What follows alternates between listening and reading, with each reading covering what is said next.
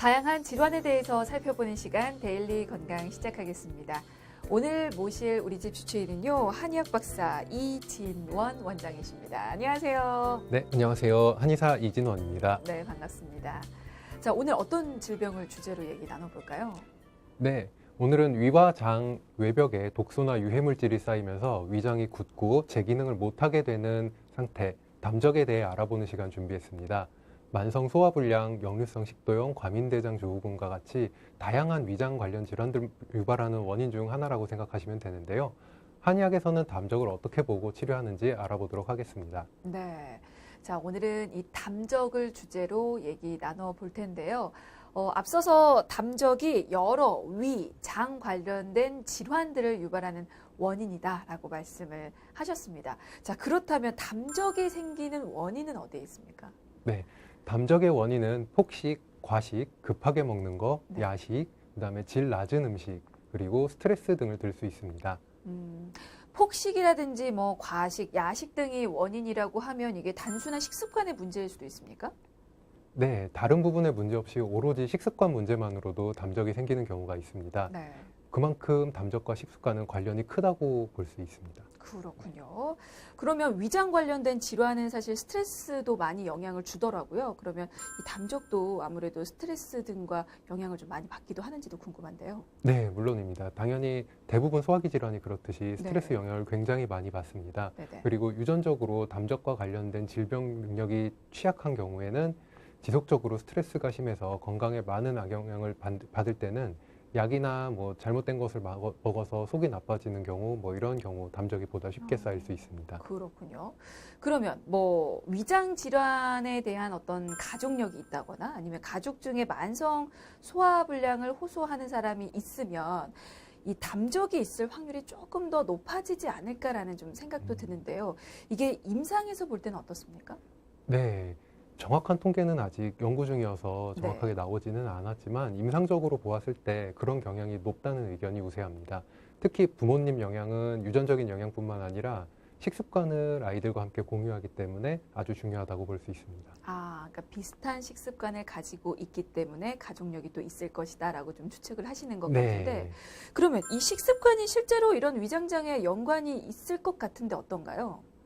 네, 위장에 해가 되는 식습관이 몇 가지 있는데요. 네. 특히 한국인 식생활이 여기에 해당하는 경우가 많아서 한국인의 경우 담적에 조금 더 취약한 상황이라고 볼 수 있습니다. 네네. 대표적으로는 식사를 빨리 하는 것, 과로, 과도한 긴장, 지나치게 맵고 짠 음식, 음주 등이 해당되는데요. 이런 부분이 한국인의 위장장애를 늘리는 주요 요인으로 손꼽히고 있습니다. 그렇군요. 그러면 담적으로 인해서 나타날 수 있는 증상도 좀 여쭤볼게요. 물론 이제 소화가 안 되는 증상이 기본적으로 또 있을 것 같은데 그 외에 다른 증상은 어떤 게 있습니까? 네, 담적 독소가 쌓이는 위치에 따라서 담적 자체가 전신에 영향을 미치기 때문에 소화불량, 더부룩함, 가스 차는 증상, 변비나 설사, 그다음에 속쓰림, 잘 체하는 증상과 같은 소화기 증상들부터 두통, 어지러움, 관절염, 당뇨, 뭐 내지는 우울이나 아토피, 심하면 불면증 같은 다양한 문제를 일으킬 수 있습니다. 이게 소화기 부분에서만 증상이 보여지는 게 아니고 다른 부분으로까지 영향을 또 미칠 수가 있군요. 근데 이제 소화불량이나 어떤 더부룩함 같은 증상은 사실 이게 다른 문제로 인한 증상일 수도 있는 거잖아요. 그 부분은 네. 어떻게 생각하시나요? 그렇죠. 이런 소화기 질환을 일으키는 원인이 워낙 다양하기 때문에 담적도 그 수많은 원인들 중 하나라고 생각하시면 됩니다. 네네네. 그래서 꼭 그렇게 속이 안 좋고 뭐 아토피가 있다거나 이런 증상들이 있다고 해서 이게 다 담적 때문에 생겼다고 볼 수 있는 거는 아니고요.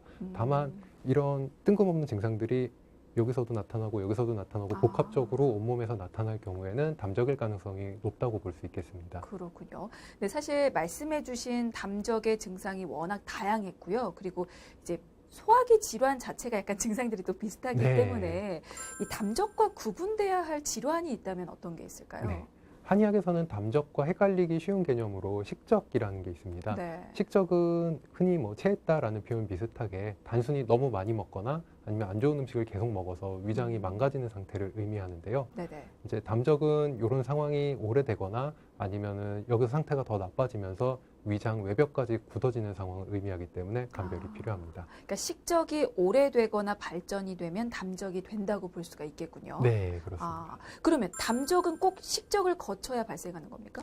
아니요, 그렇진 않습니다. 식적이 오래된다고 꼭 담적이 되는 것도 아니고요. 네. 거꾸로 식적이 오래되고 뭐 다른 안 좋은 영향을 많이 받아서 위장이 굳어지면서 담적이 되는 경우가 흔히는 하지만 식적을 거치지 않고 담적이 되는 경우도 많습니다.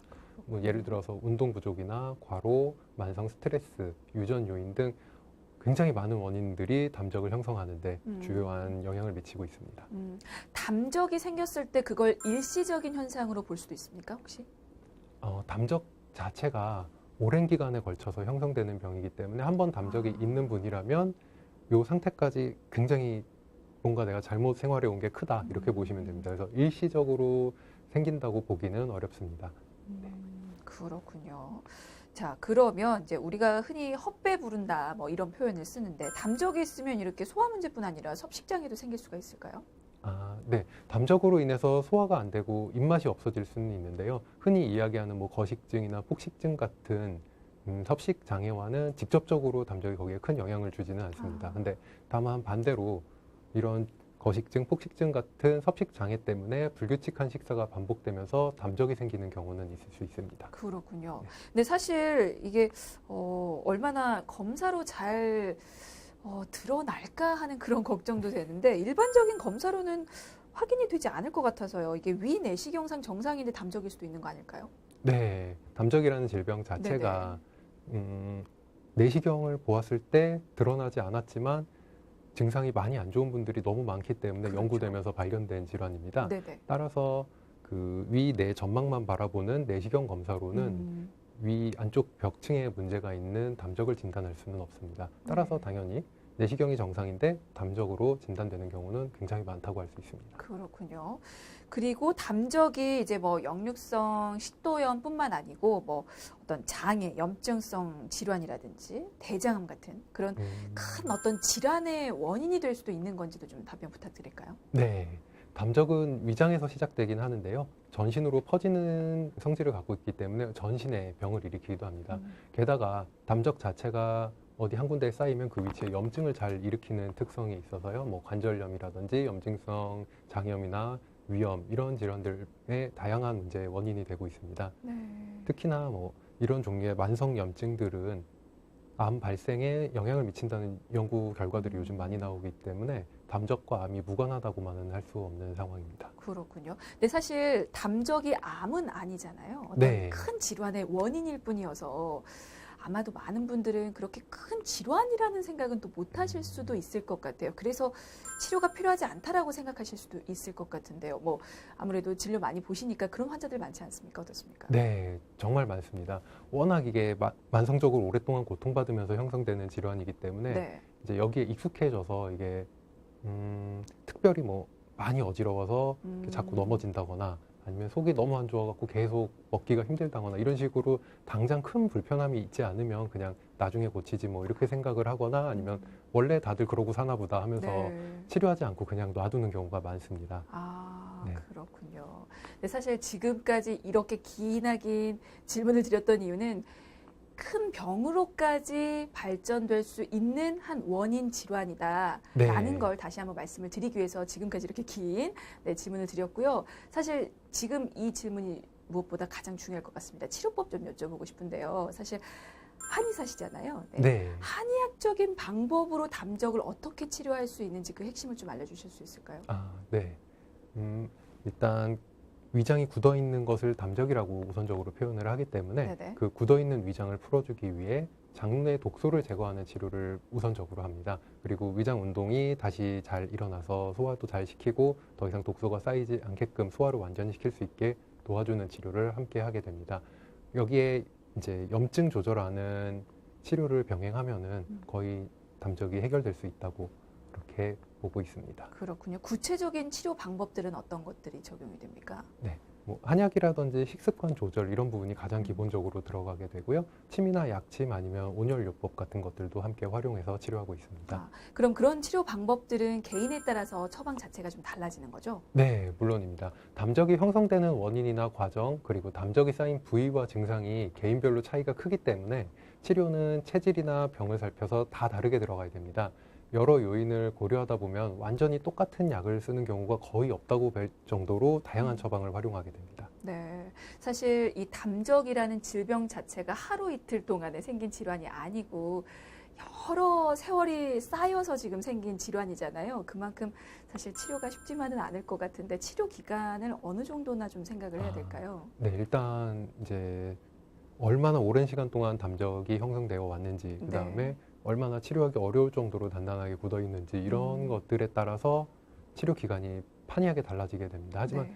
기본적으로 워낙 오랜 시간 동안 쌓여온 병이기 때문에 뭐 하루 이틀 치료해서 나을 병은 아니고요. 네. 그래서 치료를 짧게 잡아도 한 달, 길게 치료하면 6개월 이상 치료해야 좋아지는 분들도 많이 계십니다.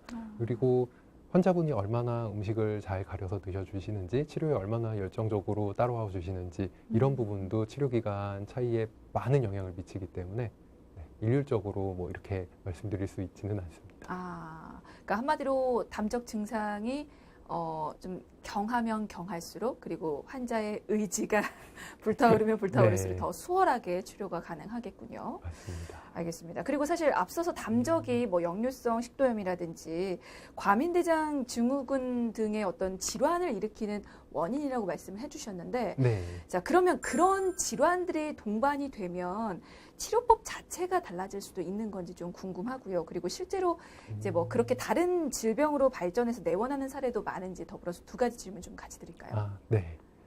같은 역류성 식도염을 앓는 환자분들, 뭐 내지는 같은 과민대장 증후군 환자분이라도 담적이 동반된 경우에는 치료 방법이 좀 달라지게 됩니다. 네. 단순히 그 질환에 대한 치료를 해야 될 뿐만 아니라 요거를 마무리를 지으려면 담적을 드러내야 다시 재발하지 않기 때문에 담적에 대한 치료가 별도로 추가적으로 들어가게 됩니다.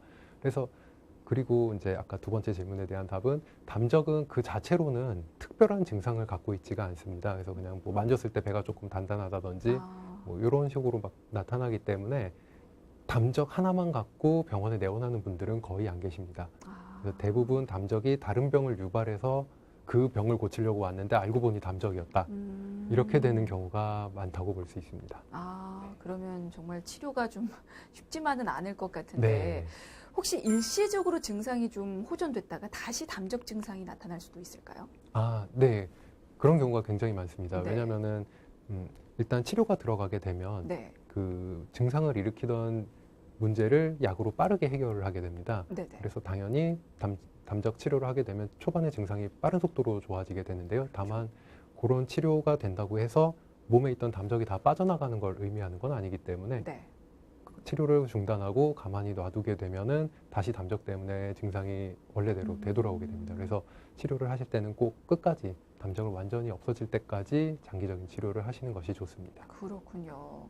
알겠습니다. 사실 이 담적이 생기는 것도 식습관과 연관이 있어서 담적 환자가 평소에 생활 습관을 어떻게 갖느냐가 정말 중요할 것 같은데요. 마지막으로 이제 어떤 부분들을 우리 환자가 기억을 해두면 좋을지도 좀 정리를 부탁드릴까요?